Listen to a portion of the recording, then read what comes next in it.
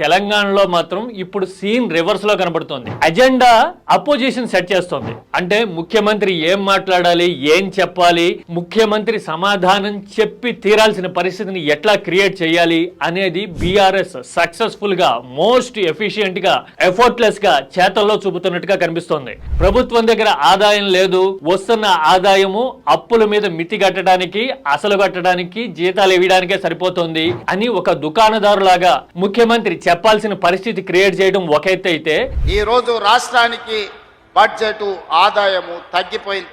అంచనాల మేరకు ఆదాయం రాలే.